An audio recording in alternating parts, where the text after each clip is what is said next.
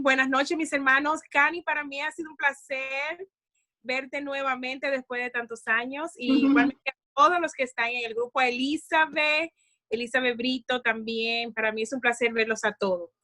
Que esta parte especial sea para honra y gloria de Dios y deleite de cada uno de ustedes.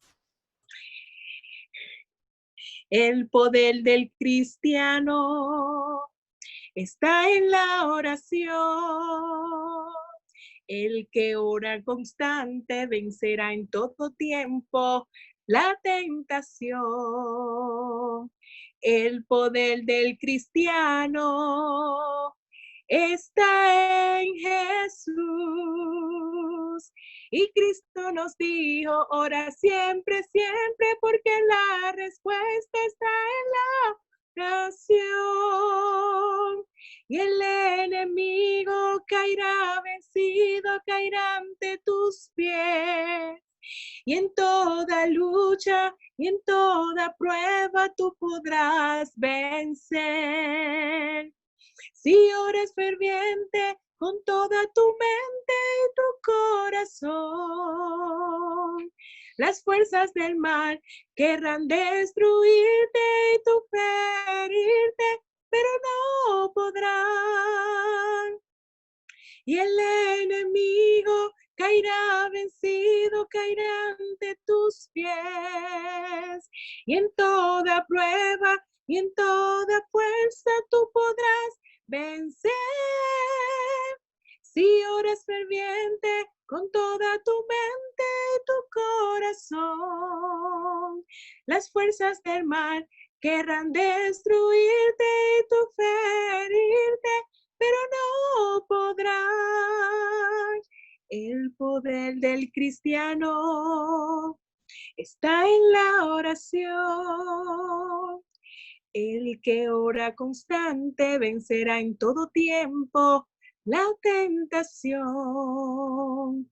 El poder del cristiano está en Jesús.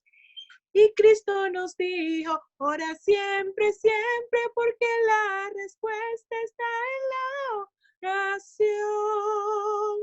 Y el enemigo caerá vencido, caerá ante tus pies. Y en toda lucha y en toda prueba tú podrás vencer. Si oras ferviente con toda tu mente y tu corazón, las fuerzas podrán destruirte y tú ferirte, pero no podrán. Las fuerzas del mal querrán destruirte y tú ferirte, pero no podrán. Amén. Yo me voy a inscribir para estudiar voz, para aprender a cantar así como Karina. Que Dios bendiga esa voz tan elegante y tan melódica. Gracias, Amén. Que la gloria sea para Dios. Bien, Amén. Vamos ahora a tener una oración, una pequeña sección de oración intercesora. Me gustaría rápidamente que alguno de la sala pues diga por qué quiere que oremos, por salud, por la familia, algún problemita que haya por ahí. Si alguno se anima, pues gustosamente vamos a orar por esa situación. Okay. Me gustaría, Eli, por salud. Yo voy a orar también. Yo tengo un amigo, un señor que está ingresado en el hospital. Quiero que hagan una oración con ¿Cómo él se llama? nuestro hermano Crucito. Crucito.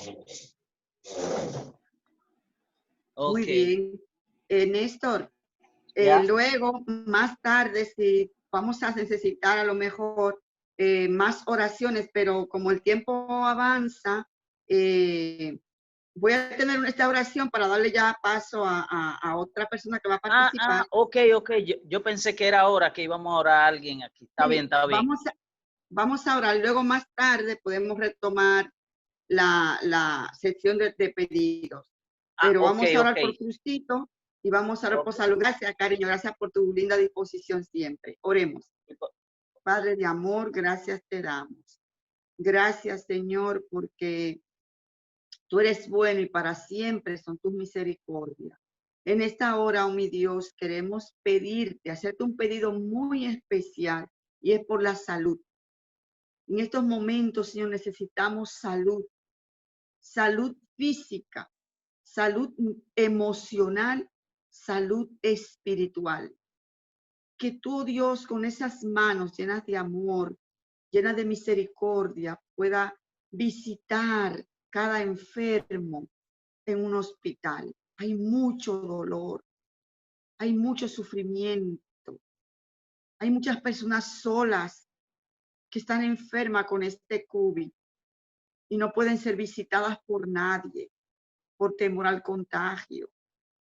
Ten misericordia, Señor, de aquellos que están enfermos y están solos en una clínica, en un hospital, en sus casas, sin nadie que los cuide, sin nadie que les pase la mano. Aquellos que están en las cárceles, Señor, ten misericordia de esos enfermos, Padre.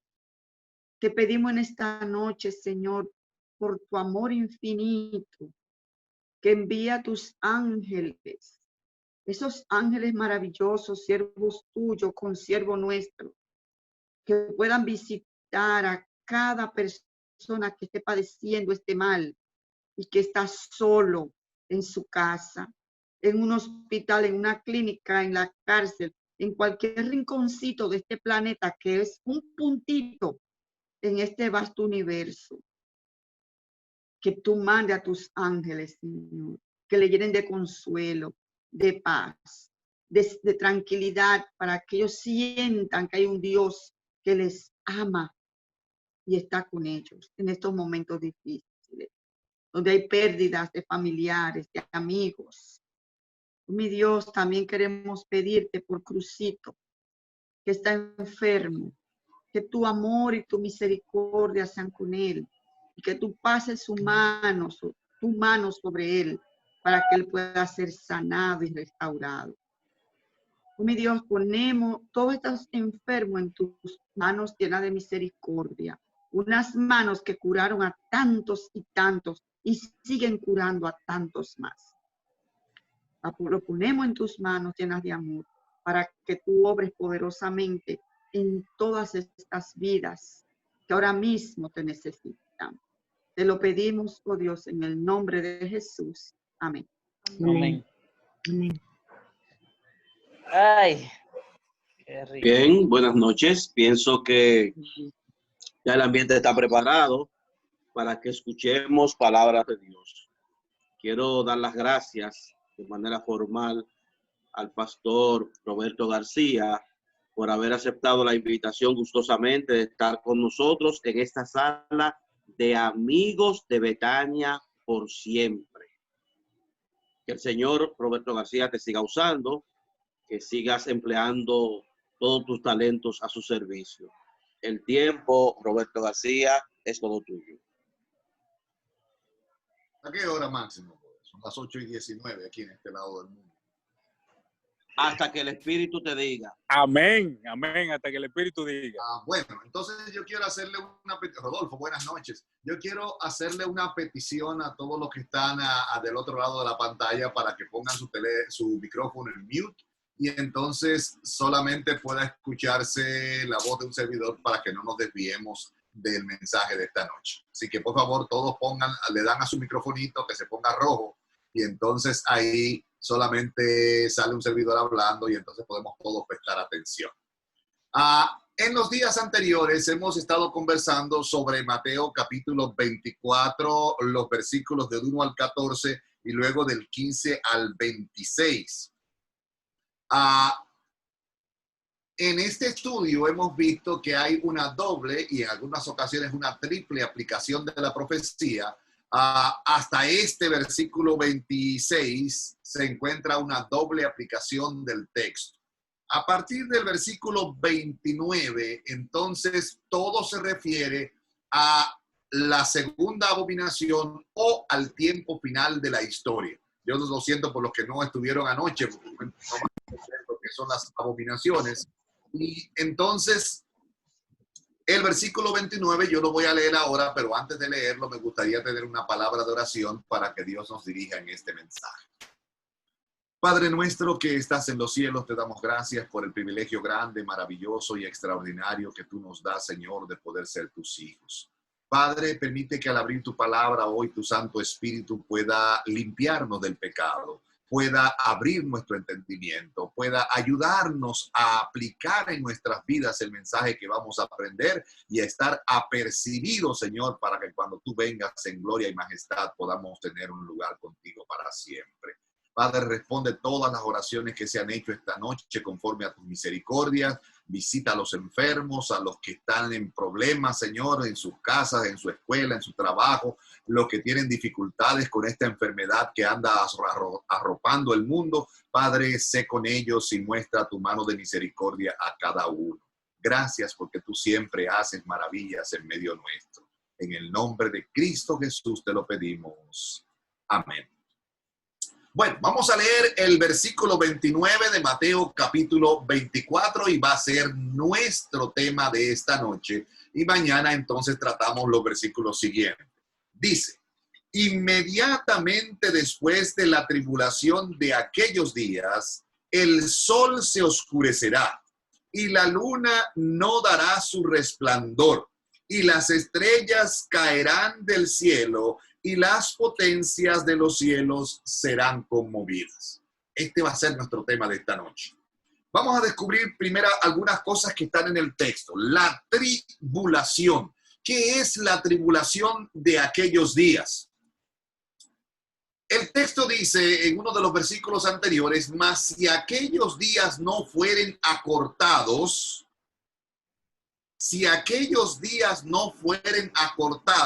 ni aún los santos se salvarían.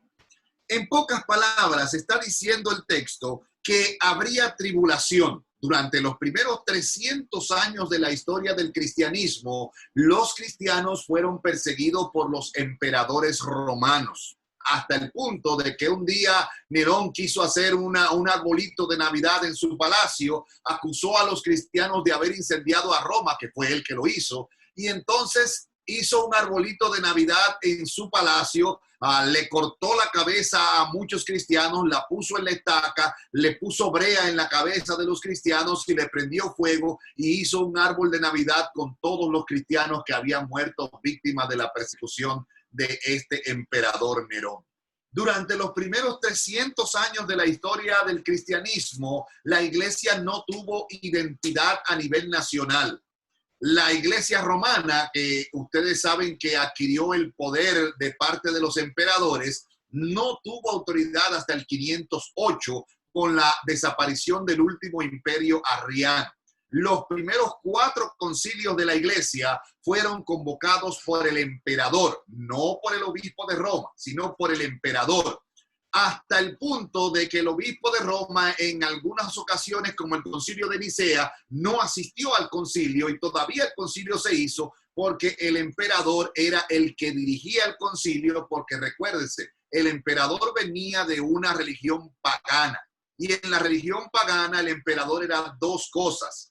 El emperador era el jefe del poder temporal y era el jefe del poder espiritual. O sea, los emperadores se consideraban emperadores y se consideraban Dios en la tierra. Por eso cuando ocurren los primeros 4 concilios de la Iglesia Popular, quien dirige el concilio no es el obispo, sino el emperador como jefe, en su calidad de jefe, de lo que era la religión del imperio. Esta persecución por parte del Imperio Romano fue sin piedad. La iglesia tuvo que esconderse en catacumbas, tuvo que esconderse en las montañas, tuvo que andar en sitios inhóspitos durante años. Cuenta la historia que en una ocasión los cristianos iban siendo perseguidos y un grupo de cristianos se paró frente a una cueva, entraron a la cueva para esconderse, los venían persiguiendo los de atrás y entonces los cristianos cuando entraron adentro, un grupo de arañitas manituosas decidió tejer una telaraña en la puerta. Y usted sabe que cuando usted llega a una casa y ve mucha telaraña en las esquinas de los cestos, como dicen, usted dice, hace mucho que aquí, no, ¿qué cosa?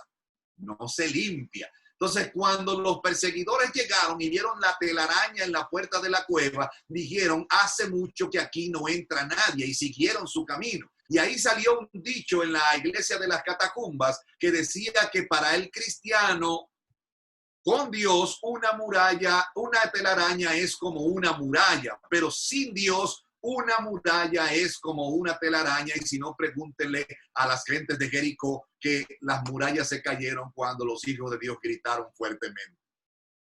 Esta tribulación, cuando aparece la iglesia popular, entonces toma características posteriores. Los cristianos pasaron a ser perseguidos. Ustedes han oído hablar de los valdenses que se escondieron en las cuevas de las montañas. Los cristianos no podían leer la Biblia, se sacó la Biblia del ámbito cristiano y no se permitía, so pena de muerte, de que nadie leyera la Biblia. Yo no sé si alguna vez han oído la palabra colportor, ¿verdad? La palabra colportor es una combinación de una palabra francesa que significa colporteur, o sea, el que lleva un mensaje colgado al cuello. Porque los valdenses, para poder compartir la Biblia con otras personas, ellos eran comerciantes y llevaban sus telas al pueblo para venderlas. No podían compartir la Biblia, pero en el cartucho donde echaban el dinero, ellos ponían porciones del Evangelio según San Juan que ellos copiaban a mano. Y entonces cuando llegaban al mercado, que vendían sus telas, junto con las telas le metían porciones de la Biblia para que la gente la leyera en el idioma del pueblo. Esto era prohibido. En el 1233 menciona que Jorge I, el conquistador de España, dio un decreto de que todas las Biblias en el idioma del pueblo fueran recogidas y quemadas en la plaza pública. Tan fiel fue su trabajo que ni una sola versión de la Biblia en lengua romance se ha conservado en la historia de esta tierra, porque hizo un trabajo extraordinario. Los cristianos fueron perseguidos y hay un versículo que dice, si aquellos días no fueren acortados, ni aún los santos se salvarían.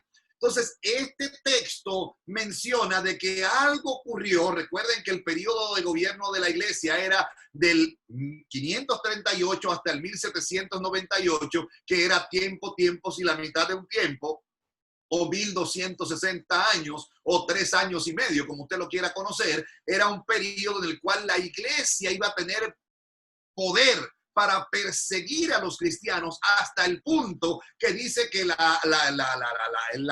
dragón se airó contra la mujer y se fue a hacer guerra contra la descendencia de ellos, los que guardan los mandamientos de Dios y tienen la fe de Jesús. La aparición de la Reforma aguantó el poder de la iglesia popular hasta el punto de que los reyes de Europa, muchos se aliaron con la Reforma, abandonaron la iglesia, porque acuérdense que hasta los reyes tenían que rendirle pleitesía al obispo de Roma, hasta el punto de que un día hizo a uno caminar desde la entrada de Italia hasta la Capilla Sixtina de rodillas, y se le pelaron las rodillas al rey, que era el que gobernaba, pero el poder del obispo de Roma era tan poderoso que aún los reyes le tenían temor y no estaban dispuestos a sufrir el castigo de ellos. Había una indulgencia, una excomunión que ellos tenían, que todo el que se iba en contra de la iglesia lo excomulgaban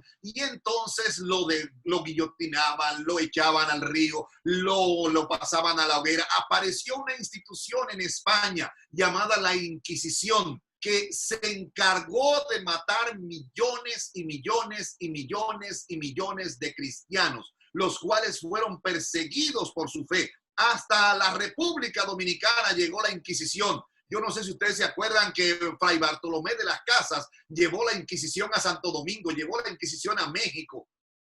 Y los cristianos, no importa dónde se escondieran, si eran excomulgados, todo el que los mataba le hacía un favor al obispo de Roma y un favor al imperio, porque era la muerte de los herejes. En pocas palabras, la tribulación que se aplica aquí en este texto fue la persecución que los cristianos sufrieron durante un periodo de 1260 años en que la iglesia se airó contra la mujer.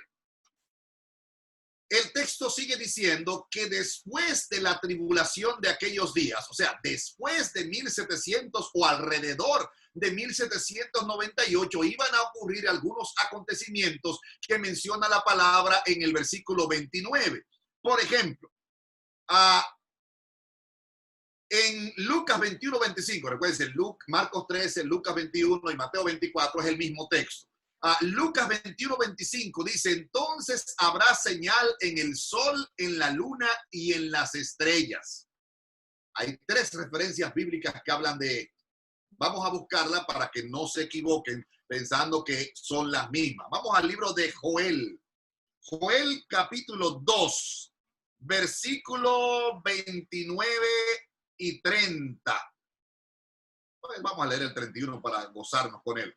Dice, y daré prodigios en el cielo y en la tierra, sangre y fuego, y columnas de humo. El sol se convertirá en tinieblas y la luna en sangre, antes que venga el día grande y espantoso de Jehová. Y todo aquel que invocar el nombre del Señor será salvo, porque en el monte de Sión y en Jerusalén habrá salvación, como ha dicho Jehová, entre el remanente al cual él habrá llamado. Si usted nota, este texto, aunque se refiere prácticamente a los mismos acontecimientos, no es el mismo texto. Allí la luna se oscurecerá, aquí la luna se convierte en sangre. Aquí dice que habrá prodigios en el cielo y en la tierra, y sangre y fuego y columnas, que no están en Mateo 24, 29, y también dice que es cuando viene el día grande y espantoso de Jehová, que no menciona también el versículo 29. O sea, son 2 acontecimientos totalmente diferentes el uno del otro. No se parecen, no son lo mismo. Otro texto que estudiamos también se encuentra en Apocalipsis, llegando al final de la Biblia.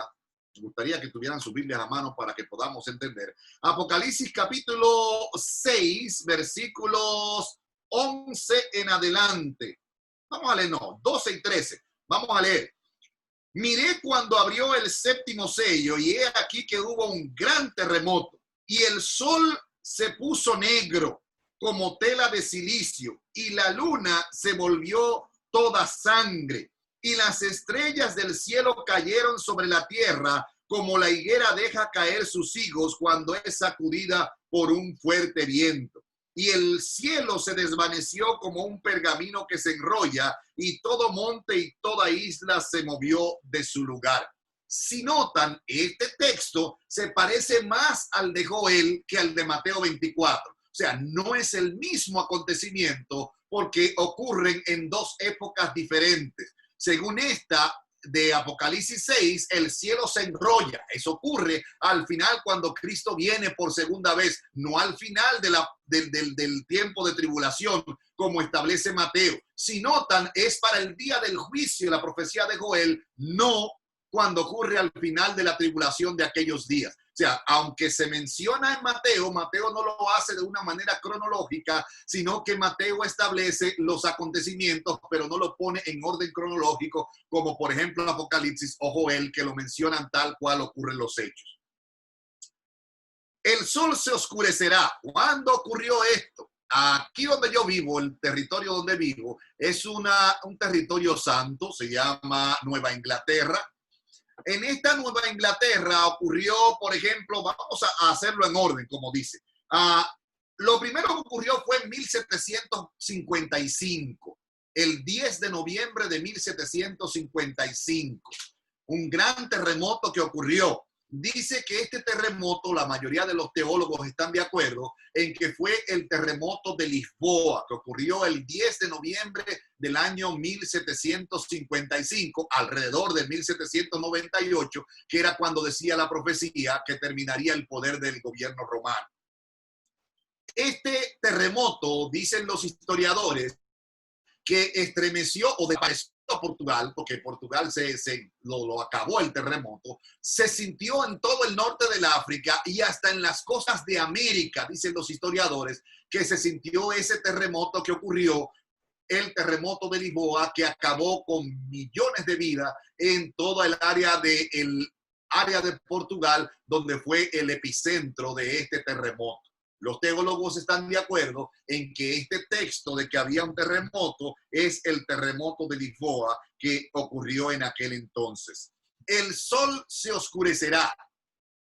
Samuel Williams, un historiador de la Universidad de Harvard, dice que el 19 de mayo de 1780 hubo una oscuridad en todas las nubes del sureste entre las 10 horas de la mañana y las 11 de la mañana, y continuó hasta la medianoche siguiente, variando de intensidad y duración en diferentes localidades. En algunos lugares las personas no podían ver para leer la letra común de imprenta al aire libre, dice él, durante varias horas, aunque no era este generalmente el caso.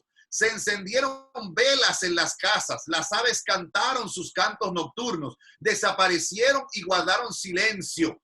Las aves domésticas se fueron a dormir en su sitio habitual. Los gallos cantaron como si fuera el amanecer. Los objetos no podían distinguirse sino a una muy corta distancia y todas las cosas tenían la apariencia y la lobreguez de la noche. Dice Samuel Williams en las memorias de la Academia Americana de Arte y Ciencia de 1783, tomo 1, página 234. O sea, este día oscuro fue un día de oscuridad completa en esta región donde nosotros vivimos aquí en Estados Unidos, en el área de Boston, en el área del noreste de los Estados Unidos. Ocurrió una oscuridad tan grande que la gente no podía verse el uno al otro, no podían leer un texto a pleno mediodía. Así que este acontecimiento que menciona el texto, menciona que ocurrió ese día, el 19 de mayo del año 1780. Otra parte que menciona el texto dice, y la luna no dará su resplandor. Timothy Dwight, rector de la Universidad de Yale en Connecticut, dice que prevaleció una opinión muy generalizada de que aquel día oscuro y aquella luna de aquella noche eran el día del juicio que había llegado. La Cámara de Representantes de Connecticut, por no poder seguir deliberando, levantó la sesión, pero el Consejo encendió las velas y prefirió seguir trabajando porque decían, si ha llegado el día del juicio, es mejor que Dios no se encuentre trabajando. Los escritores no se pusieron de acuerdo. La luna dice que la noche anterior estaba al lado opuesto de la Tierra y no se trataba de un eclipse de sol, o sea, no tenía una explicación científica, ni podía un eclipse durar tanto. Las causas que se le atribuyeron parecen inadecuadas para explicar a simple vista. Marcos 13:24 dice, en aquellos días después de la tribulación el sol se oscurecerá y la luna no dará su resplandor. Estas señales ocurrieron exactamente como fueron predichas y en el tiempo indicado con tanta anticipación. Este hecho, y no la causa de las tinieblas, lo significativo de este hecho es que ocurrió de acuerdo al modelo bíblico. Este texto y los del versículo 29 nos enseña que estos acontecimientos no tuvieron cumplimiento en los días previos a la destrucción de Jerusalén. Aunque tuvieron su angustia y tuvieron su tribulación, estas cosas que menciona el texto, el oscurecimiento del sol, la luna no dará su resplandor, ocurrieron en un periodo posterior. O sea, no tienen la aplicación local como mencionamos los días anteriores, sino que tiene una aplicación general. ¿Dónde se sintió la luna no dar su resplandor y la oscuridad? Hay un libro que se llama Una historia popular de astronomía, está en inglés, lo escribió Anne Clark. Dice ella que desde el Golfo de México hasta Halifax en Canadá, hasta que la luz del día puso fin con una dificultad a la exhibición, el cielo se ve cruzado en todas direcciones, por resplandecientes estelas e iluminado por majestuosas bolas de fuego. Esta es la caída de las estrellas. ¿Cuándo ocurrió la caída de las estrellas? Ocurrió, según este texto, el 13 de noviembre del año 1833. Tantas fueron las estrellas que un famoso historiador de los esclavos aquí de Estados Unidos, llamado Frederick Douglass, dice en el libro Vida y Tiempos de Frederick Douglass, en la página 117, yo fui testigo de este magnífico espectáculo, dice él, y estaba espantado. El aire parecía lleno de la impresión por momentos de que eso pudiera ser el presagio de la venida del Hijo del Hombre. Y en mi estado de ánimo entonces estaba preparado para aclamarlo como mi amigo y libertador. Yo había leído que las estrellas caerían del cielo y ahora estaban cayendo, dice Frederick Douglass. O sea, gente que no es de la iglesia fue testigo de estos acontecimientos y testifican que ellos pensaban que estas cosas que estaban en la Biblia eran las cosas que habían llegado hasta el final del tiempo. Todas estas señales son testigos de que eran para el tiempo del fin. O sea, no era el fin del tiempo, pero eran para el tiempo del fin. Ocurrieron después de 1798 y una de las cosas que cambió la historia a partir de esa época fue dos cosas. Uno, el diablo se preparó para el acontecimiento. Yo no sé si ustedes saben que para 1798 los franceses declararon la Revolución Francesa, el cierre del gobierno imperial y establecieron la República. Para establecer la República, ellos decretaron algo interesante. Era que ellos decían que la Biblia no iba a ser ya más la regla de fe y confianza del cristiano y decidieron quemar las Biblias en la vía pública. Ya no más la Biblia será el centro de atención del cristiano.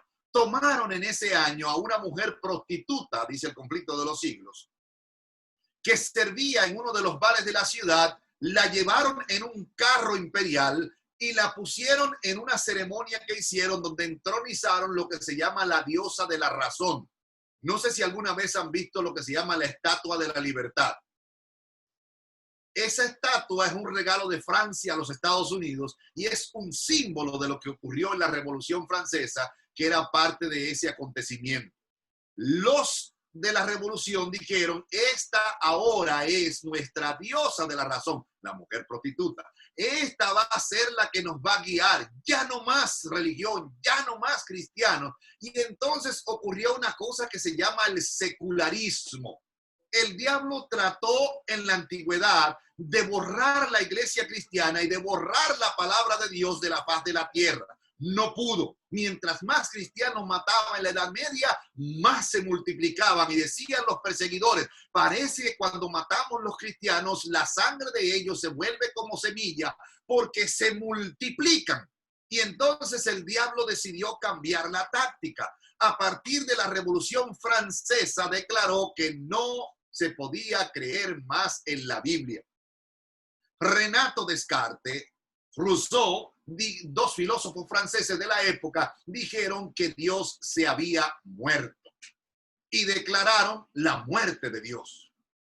Miren qué contraste. Durante el cristianismo, desde la época de los años 64 en adelante hasta el sol de la Revolución Francesa, la Biblia fue el centro de atención. Todo el mundo se regía por la moral de la Biblia, pero la Revolución Francesa trajo a que la Biblia no iba a ser el centro de atención y quemaron las Biblias en la vía pública y a los que profesaban ser cristianos también los quemaban en las vías públicas. Creo que les mencioné un día de estos, lo que fue en la noche de San Bartolomé, donde uno de los que se retractó de la iglesia salió por las calles de Francia, no decía nada, no hablaba nada, solo volteaba la cara y en el lugar donde volteaba la cara sacaban las mujeres, sacaban los niños, sacaban los ancianos, sacaban todo el que estaba ahí en ese lugar y los sacrificaban en la vía pública, no importa si eran inocentes o no.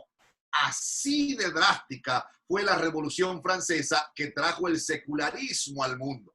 A partir de ese momento, supuestamente, estamos en el siglo de las luces. Los pensamientos del hombre son más elevados. O sea, el diablo se preparó para los acontecimientos que iban a ocurrir al final del tiempo. Cosas que ocurrieron al final del tiempo. Apareció un movimiento en todo el mundo proclamando la segunda venida de nuestro Señor Jesucristo. En Suiza se levantó un monje y dijo: yo he analizado fielmente la profecía y tengo entendido que Jesús va a volver a esta tierra. Apareció en 1813 a 1843 el movimiento millerista. ¿Se acuerdan de él? De donde salimos nosotros. Se empezó a predicar en este país, basado en Daniel capítulo 8, versículo 14, de que Cristo volvería a la tierra, que la tierra sería purificada y entonces se iba a terminar la historia de esta tierra.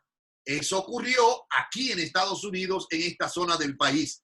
Aparecieron muchísimas iglesias y apareció aparentemente un reavivamiento de la verdadera piedad, pero junto con la iglesia verdadera que guarda los mandamientos de Dios y tienen la fe de Jesús, aparecieron la iglesia de los testigos de Jehová, aparecieron la iglesia de los mormones, aparecieron como algunas 200 iglesias en la zona este de Estados Unidos para contrarrestar lo que Dios estaba preparando para exaltar su ley y sus mandamientos. Aunque la Biblia fue proscrita por la Revolución Francesa, aunque fue abolida por la Iglesia Popular en la Edad Media, a partir del movimiento de predicación de Cristo aparecen algunas cosas que dan luz a la iglesia. La aparición de la imprenta, la creación de las sociedades bíblicas unidas, creó la oportunidad de que se predicara en masa la segunda venida del Señor Jesucristo. Por eso, después de la tribulación de aquellos días, todo eso ocurre al final cuando la iglesia pierde el poder. Aparecen traducciones de la Biblia en el idioma del pueblo.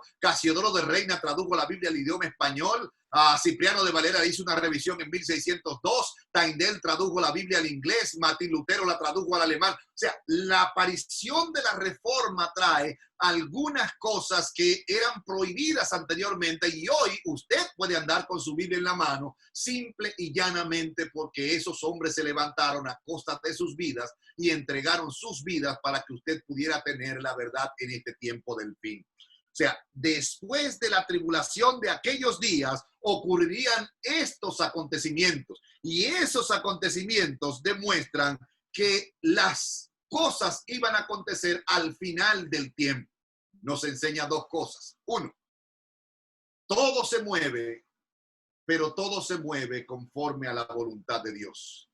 El enemigo de las almas trató por todos los medios de borrar la Biblia de la faz de la tierra. No pudo, porque no era la voluntad de Dios. El enemigo trata de traer con la Revolución Francesa pensar que la Biblia no tiene ningún valor. Alrededor de esa época apareció Carlos Darwin con la teoría de la evolución.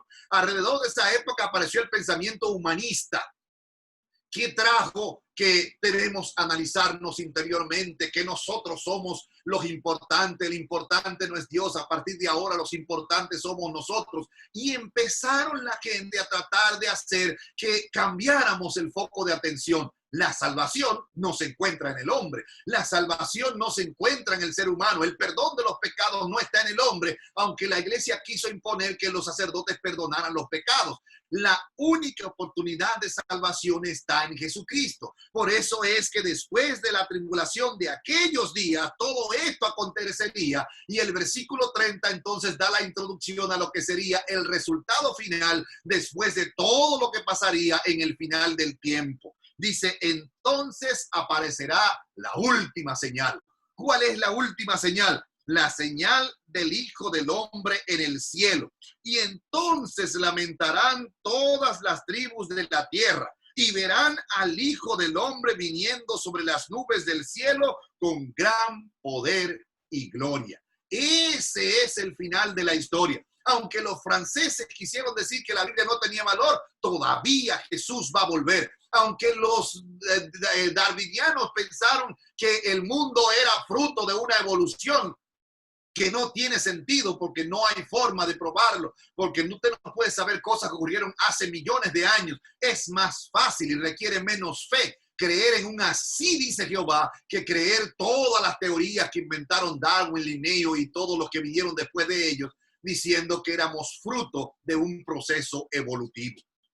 Cristo sigue siendo el Cristo. Y después de todas esas cosas que están en la profecía, Cristo va a volver a esta tierra. ¿Quieren ver la segunda venida de Cristo? Se encuentra en el Salmo 18. Si me acompañan al Salmo 18, comenzando a leer desde el versículo 1, Salmo 18:1. Dice, te amo, oh Jehová, fortaleza mía, Jehová, roca mía y castillo mío y mi libertador. Mi escudo y la fuerza de mi salvación, mi alto refugio.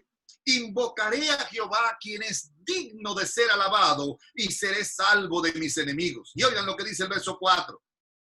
Me rodearon ligaduras de muerte, y torrentes de perversidad me atemorizaron. Ligaduras del sepulcro me rodearon, me tendieron lazos de muerte. Pero el verso 6 dice, y en mi angustia invoqué a Jehová, clamé a mi Dios, y él oyó mi voz desde su templo, y mi clamor llegó delante de él a sus oídos.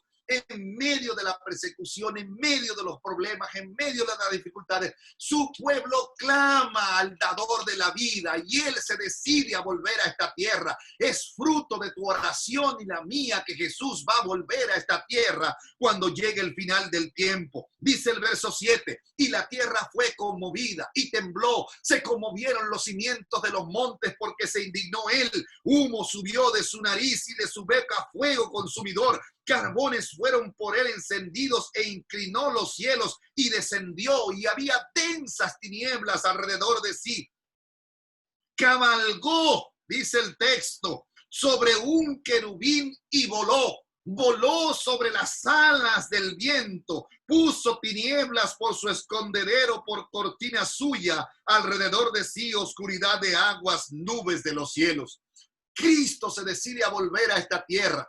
Cristo se decide a poner fin a la historia de esta tierra y viene con un solo propósito, responder el clamor y la oración de todos sus hijos que han clamado por liberación. Él vuelve al responder la oración nuestra e inclina los cielos y viene cabalgando sobre un querubín. Zacarías lo ve como una nube negra que viene desde el oriente y a medida que va avanzando hacia el oeste se va haciendo intensamente blanca y luminosa. Es el Cordero que viene acompañado de millones y millones y millones de ángeles. Viene a buscar a sus hijos. Si alguna vez pensaste que tú no eras importante, es la hora de que entiendas de que Él viene por ti. Él tiene tu nombre en su memoria y viene a buscarte junto con todos aquellos que claman a su presencia. Es la hora, querido amigo, de pedirle a Dios Todopoderoso que entre a nuestros corazones, que transforme nuestras vidas, porque al final, después de todas esas señales, la señal principal es que el Hijo del Hombre viene en las nubes de los cielos a buscar a sus hijos para llevarlos a vivir con Él para siempre. La gran pregunta es, ¿dónde estarás tú? La palabra de Dios una y otra vez dice que Él viene y apartará las ovejas de los cabritos. Viene para poner unos a su derecha y otros a su izquierda. Y la pregunta es, ¿dónde estarás tú? ¿Dónde estaré yo? No podemos esperar que termine el tiempo del fin para poder tomar una decisión de qué lado estar. Pero sí podemos en este tiempo del fin pedirle al Dios Todopoderoso de que Él tome control de nuestras vidas y que nuestros nombres sean asegurados en el libro de la vida por la eternidad. Todas las señales se han cumplido. Los 2300 días, las señales de tiempo que menciona, las señales que menciona el texto aquí en Mateo 24:29, todo se ha cumplido. Estamos viviendo en el día de la expiación, que era un tiempo de gracia. Se lo he repetido una y otra vez esta semana. Estamos viviendo en el día de la expiación de Dios. Solo podemos alcanzar perdón por los pecados a través del Señor Jesucristo, mirándole en el santuario celestial. Él dijo una vez, y yo si fuere levantado, a todos atraeré a mí mismo. Yo quisiera invitarte en esta hora. Todos estos textos deberíamos sabérnoslos de memoria. Yo no sé si Máximo se acuerda que en la iglesia de Osama teníamos los sábados por la tarde una programación que se llamaba la Escuela de los Profetas. Y estudiábamos que había llegado el tiempo del fin. Yo no sé si Rodolfo se acuerda también, estudiábamos todo lo que iba a acontecer en el tiempo del fin, porque para un adventista de mi época y de Máximo y de Rodolfo y de Miguel Rincón, para un adventista de aquella época era obligatorio aprenderse estas cosas y la gente tenía que saber en qué tiempo estábamos y venían predicadores famosísimos como por ejemplo Carlos Nina, el fenecido Carlos Nina. Yo no sé si se acuerdan, él daba una explicación de la profecía y nos descifraba todo pedazo por pedazo para que aprendiéramos. En los conquistadores y en los guías mayores era obligación aprenderse un libro que se llamaba Nuestra Herencia, donde teníamos toda la historia de esos pioneros que predicaban esos mensajes gloriosos que menciona este texto. En la fe de Jesús, yo no sé si usted está relacionado con eso. Nada más estudiamos la parte de adelante de la fe de Jesús, que habla de las señales del advenimiento, que la ciencia se aumentará, que el sol se oscurecería, que habrá tribulación. Todo lo de la parte de adelante lo leíamos, pero nadie le daba vuelta a la hoja y veía el cumplimiento de las profecías, hasta el punto de que en algunas ocasiones hasta la obviaban y nadie se interesaba por eso.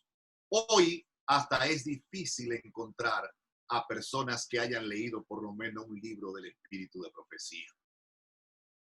Junto con la consagración que necesitamos para este tiempo, cuando todo se ha cumplido, es necesario, es importante que recordemos que necesitamos estar a los pies de la cruz. Yo hacía una pregunta cuando predicaba este sermón antes en campañas evangelísticas. Miren, cuando los argentinos pelearon, yo no sé, me hacen una seña cuando quieren que termine. Los argentinos y los ingleses pelearon por las Islas Malvinas.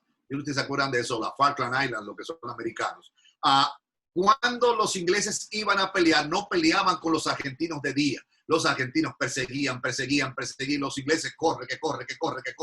Pero en una, cuando llegaba la noche, los argentinos se cansaban y se iban a dormir, hacían campamento y se dormían. Los ingleses tenían unas gafas infrarrojas que podían ver durante las noches y cuando los argentinos estaban cansados durmiendo, venían pam, y mataban muchísimos argentinos durante la noche porque los argentinos no veían, no tenían esa tecnología, pero los ingleses ya la tenían y por lo tanto mataban a los argentinos.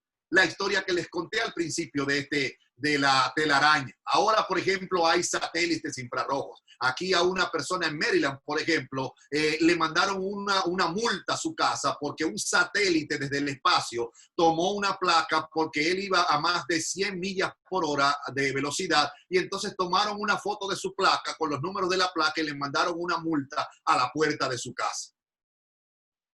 Los tanques de guerra se meten en los montes para usted ir a esconderse. La gente empieza a decir, no, que hay que irse a los montes, a las cuevas, a escondernos. Yo no sé dónde usted se va a esconder porque la tecnología es tanta de que por el calor ahora se dan cuenta dónde usted va caminando. Y yo preguntaba, ¿dónde se va a esconder el cristiano en este tiempo del fin? La respuesta es sencilla y clara. El diablo no ha cambiado su forma de perseguir a la iglesia. Se volverán a repetir la muerte de los cristianos, la persecución de los cristianos. El conflicto de los siglos dice que al final del tiempo estaremos en ignoradas cuevas, en escondrijos, en cárceles. O sea, el diablo va a seguir su sistema. Él lo ha usado siempre y lo va a seguir usando. Pero ¿dónde se va a esconder el cristiano en este tiempo del fin? Hay un salmo que la gente abre la Biblia y lo pone en la mesita de su casa y cree que con eso se salvó porque habló la Biblia en el Salmo 91. Vamos a buscar el Salmo 91, agarre su Biblia. Vamos a buscar Salmo 91, que la gente lo pone en la mesita de la noche y no sabe que tiene un mensaje poderoso porque Dios está al control de la vida de cada uno de nosotros. Salmo 91. Dice, el que habita al abrigo del Altísimo, ¿dónde morará? ¿Dónde morará? Bajo la sombra del Omnipotente. Diré yo a Jehová, esperanza mía y castillo mío, mi Dios, en quien confiaré. Y él te librará del lazo del cazador, de la peste destructora. Con sus plumas te cubrirá y debajo de sus alas estarás seguro. Escudo y adarga es su verdad. Dice el verso 7, caerán a tu lado 1000 y 10,000 a tu diestra, mas a ti no llegará. Ciertamente con tus ojos mirarás y verás la recompensa de los impíos. Y dice el versículo 9, ¿cuál es la razón por la que Dios nos protege en el tiempo del fin, a pesar de que el diablo se ha preparado para que no haya lugar donde escondernos? Verso 9, porque has puesto a Jehová, que es mi esperanza, al Altísimo por tu ayudador. No te sobrevendrá mal alguno, ni plaga tocará tu morada. Pues a sus ángeles mandará cerca de ti, que te guarden en todos tus caminos. En las manos te llevarán, para que tu pie no tropiece en piedra. Que Dios nos bendiga y que en vez de entrar en el mundo secular, estemos bajo la protección de ese Dios maravilloso que ha dado las señales del tiempo final y nos ha preparado para la segunda venida de nuestro Señor Jesucristo, que será el tema de mañana. Amén, amén. Gloria a Dios. Gloria a Dios. Le comentaba a Rodolfo, Pastor García, que nosotros nos quedábamos corridos después del culto estudiando los libros rojos. Teníamos un grupito de eso. ¿Se acuerda usted? Ahí a veces llevábamos comida, a veces estudiábamos hasta las 2, nos íbamos a la casa y a las 3:30 teníamos Club de Conquistadores. Yep. Hacíamos eso. ¿Cuánto ha cambiado el mundo? ¿Cuánto ha cambiado? Pregunta, ¿alguien tiene alguna inquietud, alguna duda? ¿Alguien quiere hacer alguna pregunta referente al tema? Yo quisiera hacer una aportación.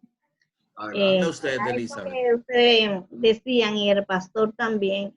Me identifico mucho cuando se hablaba de que en aquellos años, hasta en los conquistadores, teníamos que saber estudiar algunos libros de la profecía. Y estamos hablando, yo estoy hablando de aproximadamente tal vez 25, 30 años atrás, donde había un fervor. Llegó un momento en que yo decía, no, pero es que Cristo tiene que venir, pero tiene que venir ya. Porque nosotros estábamos siendo adoctrinados, no solamente con lo que dice la Biblia, sino también usábamos de base también los escritos de la hermana Elena G. de White. Y creo que si nosotros tomáramos como antes esas herramientas que el Señor ha preparado, nosotros estaríamos pendientes en qué momento de la historia estamos. Y no, podrían venir lo que sea, pero nosotros íbamos a estar confiados en que tenemos la promesa, en que no vamos a salir desesperados, ni mucho menos, sino vamos a esperar, porque la palabra de Dios claramente dice y tiene señales de qué hacer en cada momento. Pero lo que sí tenemos que estar seguros en que pase lo que pase.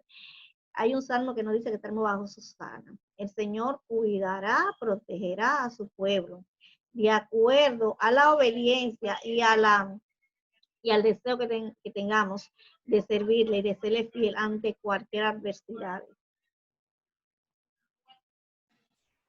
De acuerdo contigo, Elizabeth. Así mismo es. ¿Alguien más tiene un aporte, una pregunta?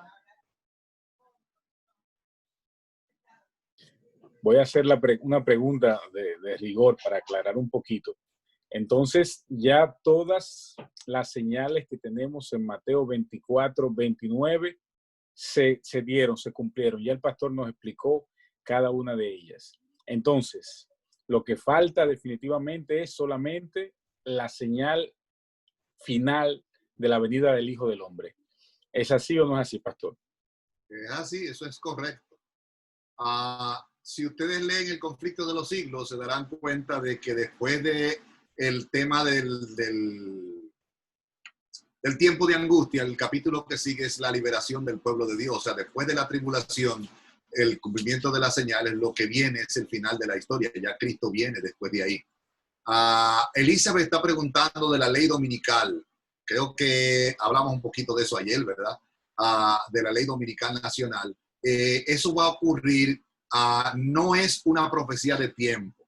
Esa no es una profecía de tiempo. Lo que menciona ahí es que cuando el Dios levantó la verdad del sábado, por eso le dije que aparecieron muchos movimientos religiosos en el siglo XVIII y XIX. Cuando Dios levantó la iglesia para enarbolar la verdad del sábado con la aparición de la iglesia adventista, aparecieron la iglesia de los mormones que negaban la vigencia de Cristo como el Dios eterno. Aparecieron los testigos de Jehová que negaban que Jesucristo era Dios. O sea, trajeron las doctrinas arrianas que habían desaparecido, las volvieron a meter. Aparecieron las iglesias evangélicas que pusieron el domingo como regla de ley y autoridad. Y hablábamos ayer de que ya en Estados Unidos existen las leyes azules, que están ahí, son las leyes dominicales, no se han aplicado a nivel nacional, por eso es que todavía esa señal no es completa, porque las leyes están ahí, pero no se han puesto como una ley a nivel nacional en este país.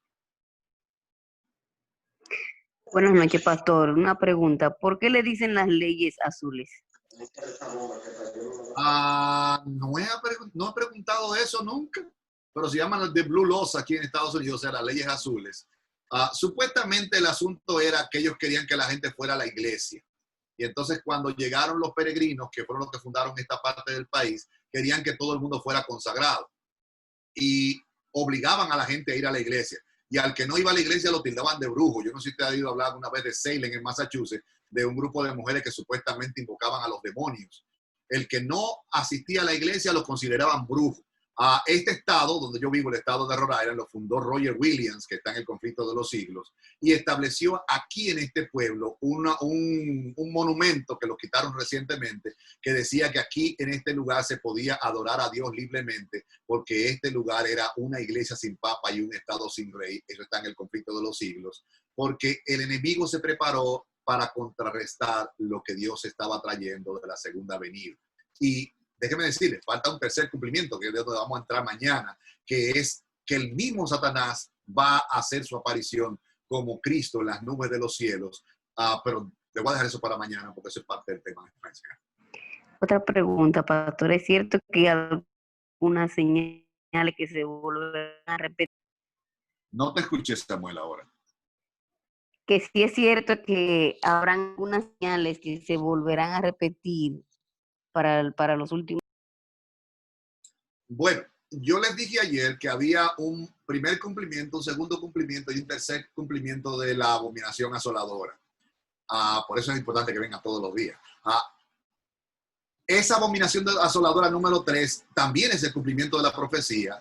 La Biblia va a ser quitada del pueblo, los cristianos van a ser perseguidos, se declarará públicamente que el sábado fue abolido, que el Satanás cuando viene en las nubes de los cielos cambió todas las cosas, que quiere un mundo de paz, que quiere un mundo diferente. O sea, se van a repetir algunas cosas que ocurrieron en el pasado porque la abominación tenía 3 cumplimientos y el último cumplimiento aún no ha llegado.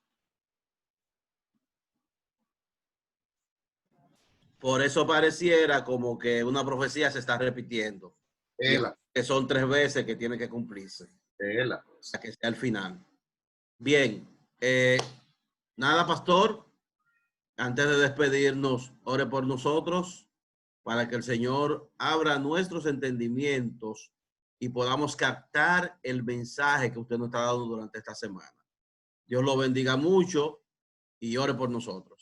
Yo no sé si tú le has dado la mala noticia a ellos, Máximo, de que como Héctor Delgado no va a poder estar hasta el sábado, entonces vamos a continuar con Mateo 25, desde el miércoles hasta el viernes. El sábado tenemos un invitado especial, así que toda esta semana vamos a estar dándoles carpeta. Yo no sé si ustedes se cansan de los predicadores, pero vamos a estar hasta el viernes y entonces un predicador invitado especial que Máximo consiguió va a estar predicando el sábado por la mañana. Así que inclinamos las cabezas, cerramos los ojos y hablamos con Dios. Padre nuestro que estás en los cielos, te damos gracias, Señor, porque los acontecimientos han ido ocurriendo exactamente como tú has profetizado hacia el final del tiempo. Padre santo y maravilloso, permite que nosotros cuando veamos estas cosas, como dice Lucas, podamos erguirnos y levantar nuestra cabeza porque nuestra redención está cerca. Bendice a cada amigo que se ha conectado en esta noche. Bendice a los que no se pudieron conectar en esta noche. Padre, y que cada uno esté preparado para cuando Cristo vuelva. Nuestras familias, nuestros hijos, los esposos, las esposas. Señor, que todos podamos estar listos para entrar al cielo como una gran familia. que cada miembro de la iglesia de Betania que ha estado formando parte de esta iglesia por tantos años, los nuevos que han entrado, los que habrán de entrar, Señor, por la predicación de tu palabra, que tú puedas bendecirlos a cada uno y que sus nombres estén asegurados en el libro de la vida del Cordero. Gracias por escucharnos, te lo rogamos en el nombre de Jesús. Amén. Que Dios les bendiga y muchas gracias por haber estado con nosotros.